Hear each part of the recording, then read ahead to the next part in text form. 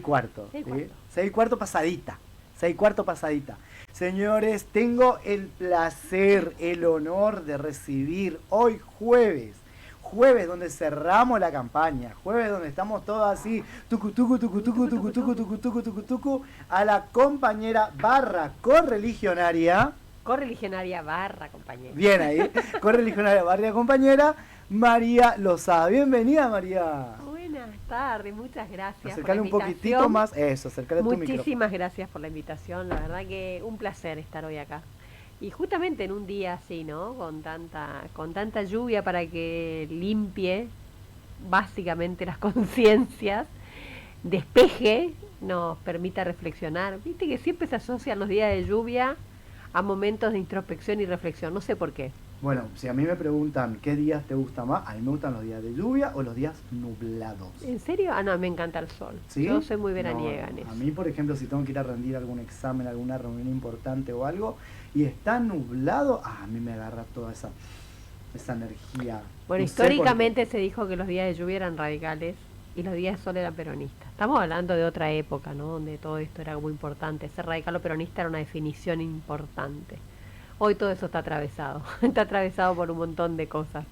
Pero siempre eran así. Me acuerdo en las campañas. Increíble eso. Sí. ¿Qué hemos hecho, no? Que de los dos lados.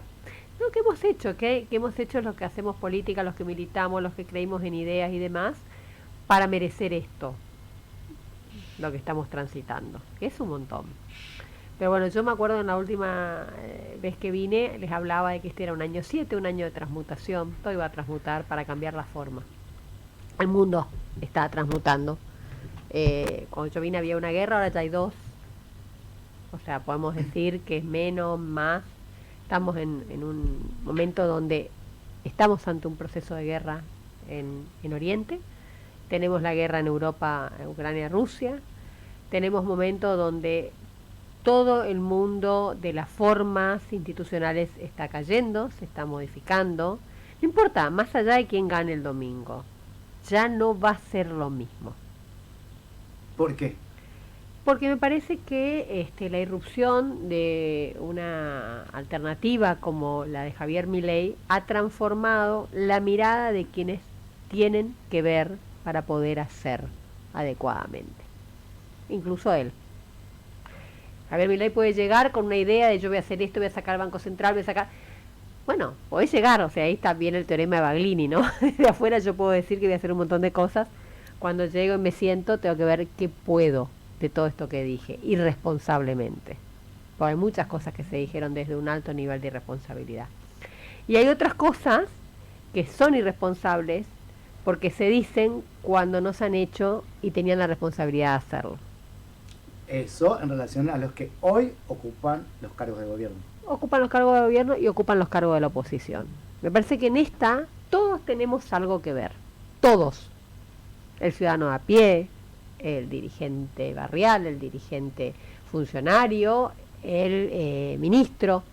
O sea, cuando hablo de funcionarios no hablo solamente de los ministros, secretarios, presidente, hablo de todos. Todos los que funcionan y son parte del Estado. Que a veces creen que no se llegaron ahí por un concurso. Todos los médicos que están contratados por el Estado entraron por concurso. En mi ámbito, todo lo que están en la justicia. Tampoco, salvo los jueces, que hace poco tiempo, con el Consejo de la Magistratura y la reforma del 94, empezó a haber un Consejo de la Magistratura. Pero todos tienen responsabilidades funcionales. Todos. Todos son parte. La gente que está enojada porque le tarda el alimento, piensa que el domingo, sí, este va a ser mi voto castigo. Bueno, mira, yo hablaba justamente hace unas semanas, di una clase en una escuela de gobierno en Tucumán. Que hoy también me preguntaban un poco respecto a esto. Y en ese momento, para elegir la clase que iba a dar, yo hablaba de un pensador italiano, Norberto Bobbio, que habló de las promesas incumplidas de la democracia como sistema. ¿Está? Entonces, bueno, y hay una gran fantasía de lo que es el sistema democrático y lo que la realidad permite a ese sistema realizar. La primera promesa incumplida. Se suponía que la democracia venía a hacer realidad las pretensiones individuales. Bueno, en realidad cuando vos votás, define tu pretensión individual el colectivo con mayor cantidad de votos. Ya dejan de ser la representación exacta, o sea, es muy difícil la representación directa, específica y que atañe a vos. Uno de los momentos más emblemáticos en los últimos tiempos fue el interrupción voluntaria del embarazo. Digamos, ¿había representación real de la voluntad? Y sí, pero ¿cómo se dirime? Con una votación.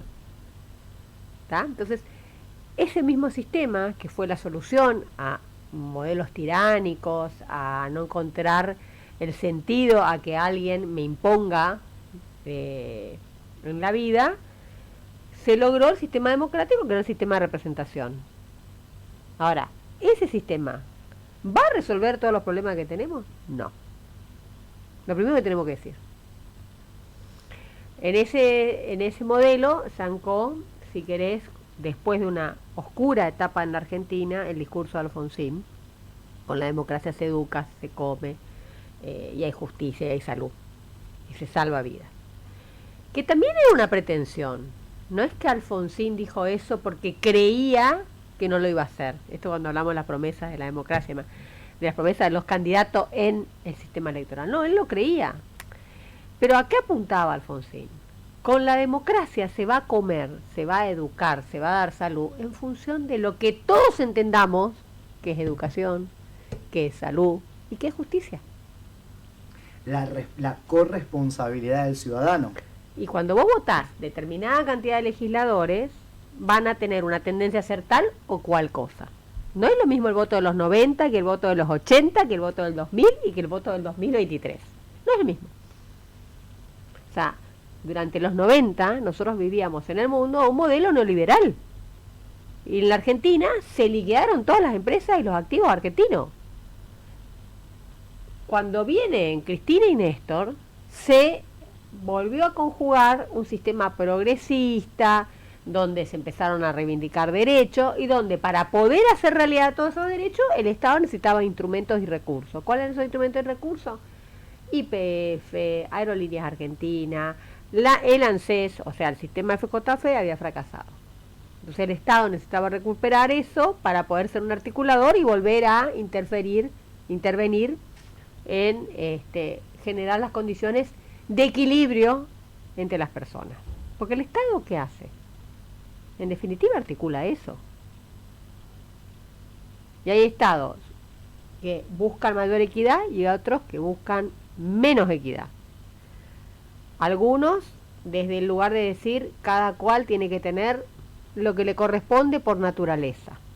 Otros decimos, no, mira, en realidad nosotros creemos que el Estado tiene que, donde la naturaleza no ha sido justa con un ser humano, generarle condiciones. Por ejemplo, todo el sistema de discapacidad.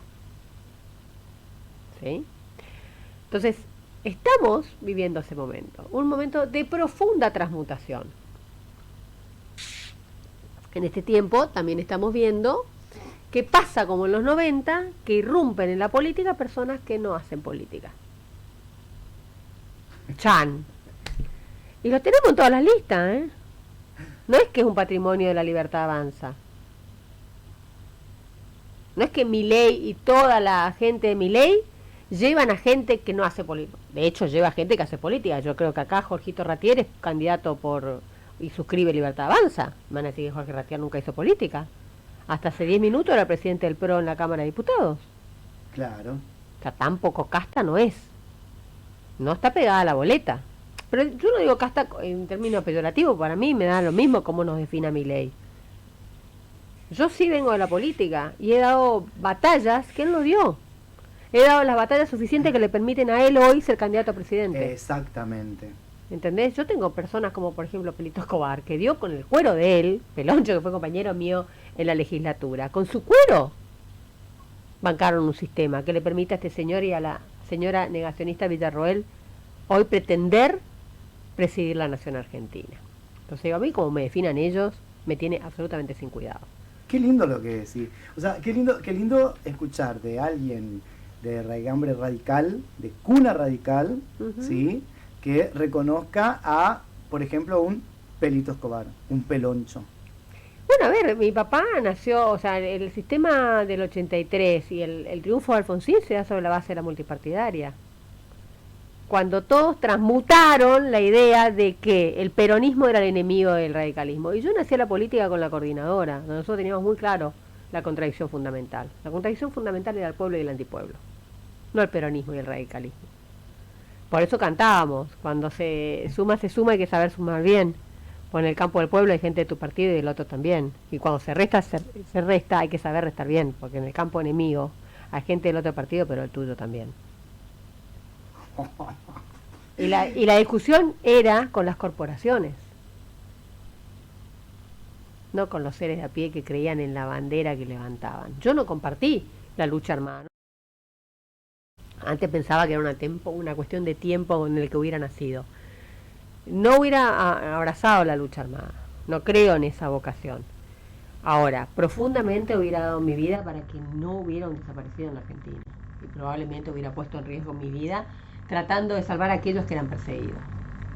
Y así como reconocí a Pelito, Peloncho, ahí está Amelia Báez, hay un montón de gente, no quiero dejar Mariquita Torres, o sea, gente a la que yo quiero mucho, valoro mucho, también lo tenemos a Víctor Marquesini, hay un montón de radicales, Levenson, o sea, nosotros tenemos gente que realmente le puso, Solari Irigoyen explotó por los aires, acá Cacho, mi viejo, Caballo Velázquez, todos trabajaban para generar una barra de contención para que no desaparezcan pibes, ¿no? Hoy ya son señores mayores, y todo ese proceso de oscuridad nos llevó a transmutar en un país que abrazó la democracia. ¿Y por qué ese proceso de oscuridad que está tan latente, o sea, que está tan así presente en personas como vos y en un montón de otros políticos con historia, hoy te encontrás con que hay un sector que niega que eso haya pasado, es un invento, no fue así?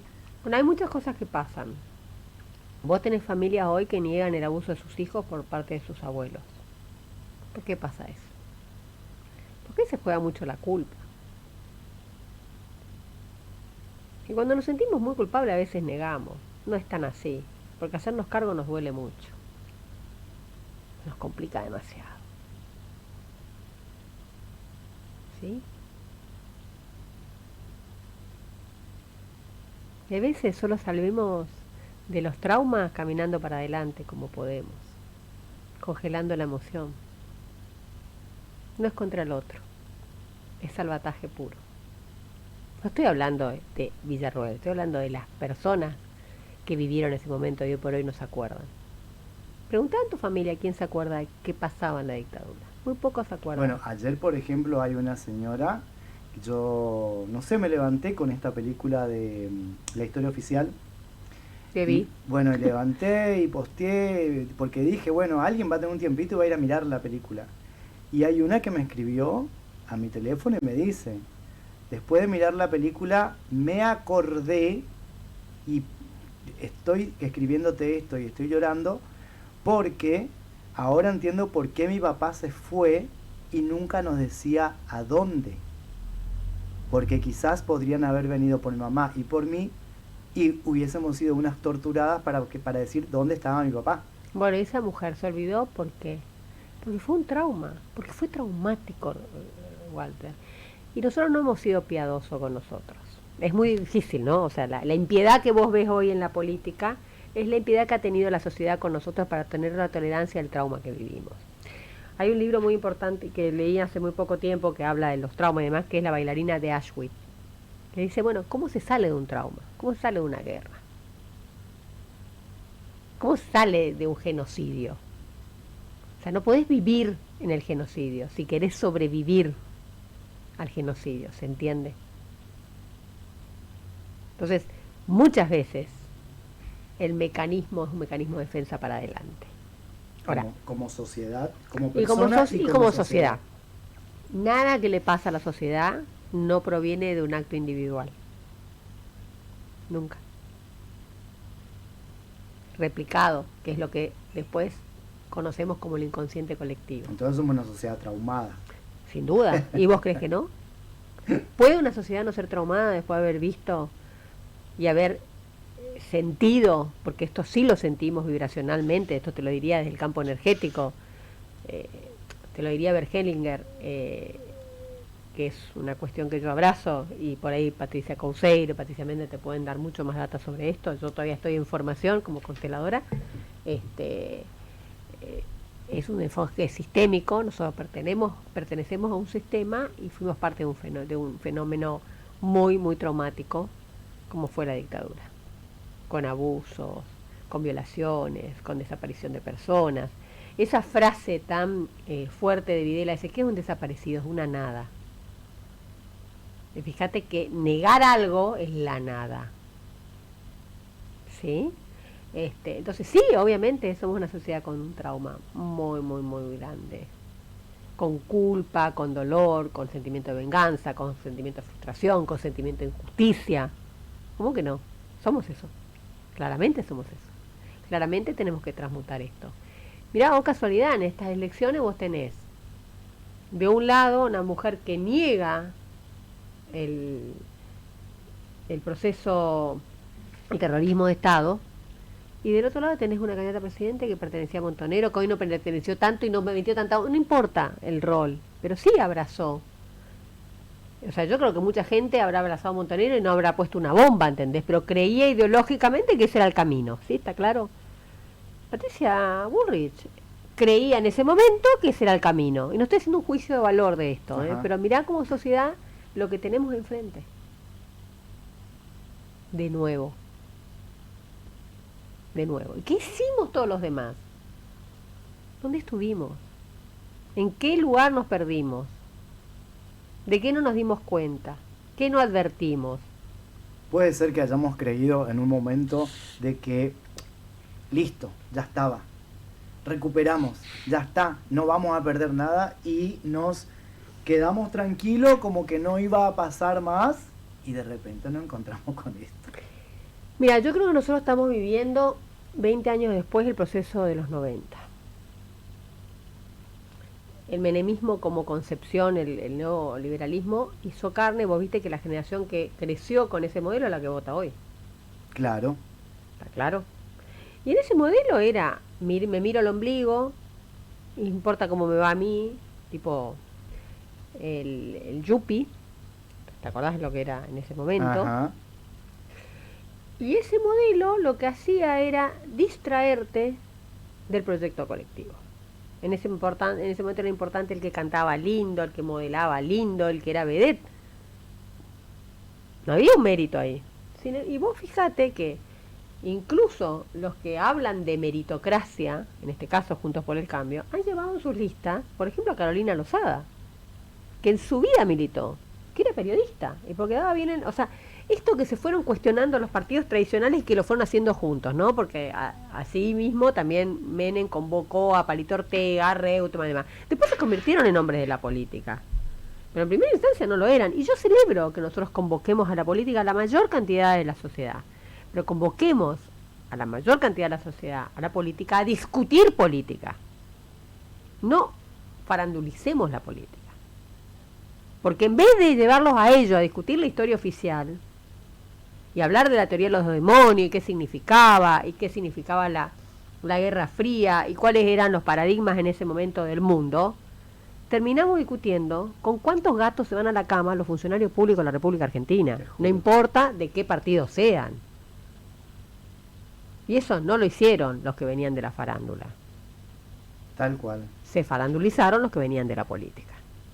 Y esa sí es una responsabilidad. Tal cual. Imperdonable. Por un lado los Insaurralde, por el otro lado el Melconian, y el problema son los gatos.